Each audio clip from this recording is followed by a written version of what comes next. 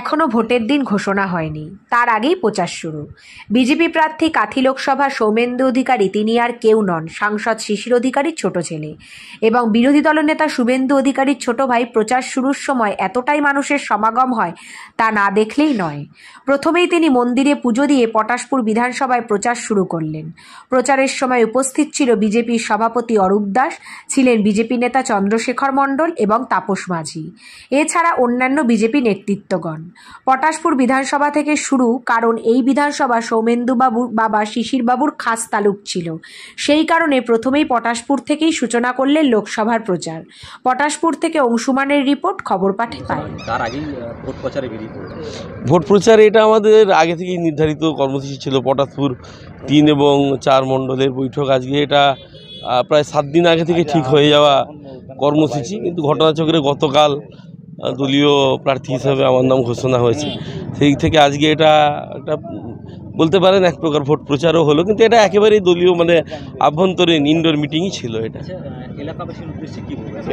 এলাকাবাসীর উদ্দেশ্যে একটি কথা বলবো, উন্নয়নকে বজায় রাখতে, ত্বরান্বিত করতে, মোদিজির 10 বছরের উন্নয়নের বিজয় রথকে এগিয়ে নিয়ে যেতে, এখানেও বিজেপি প্রার্থীকে জয়যুক্ত করানোর জন্য, এবং তৃণমূলের যে খুন সন্ত্রাস ও লুটের রাজনীতি, মা বোনেদের সম্ভ্রম নষ্ট করার যে রাজনীতি কায়েম হয়েছে, সেই রাজনীতিকে ব্যর্থ করে দিতে হবে।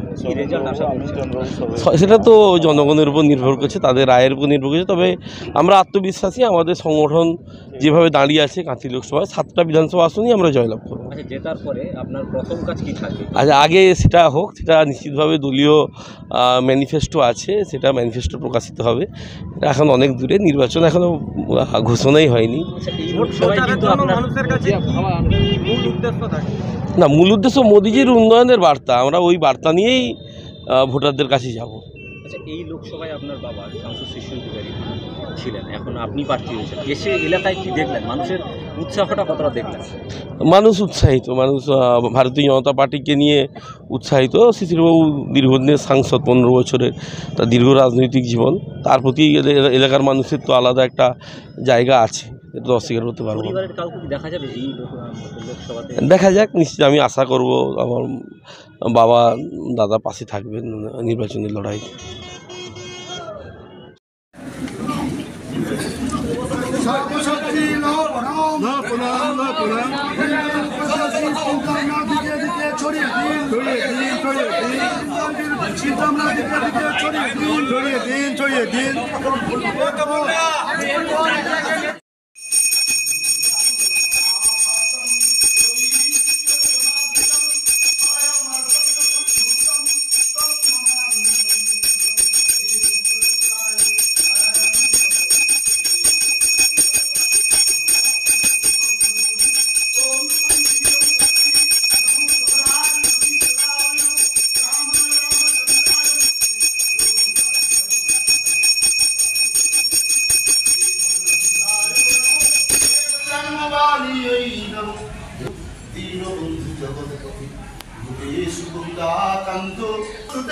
हे भगवान श्री वासुदेवाय नमः। हे कृष्ण करुणा सिंधु भगवान श्री वासुदेवाय नमः। কম পটাশপুরের মাটিতে পা রেখে যেন জয়ীভূত একদম জিততে হবে আয়ুষ্মান ভব সর্ববেদী হলো হরি। হে কৃষ্ণায় দাদাকে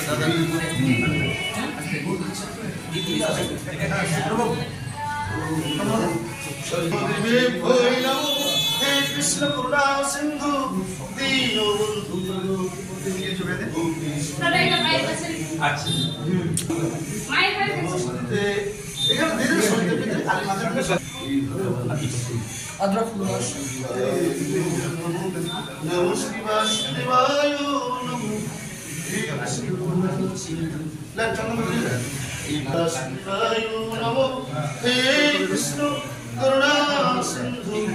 লোকটাকে নিয়ে ঠিক আছে, একটু হাইট করে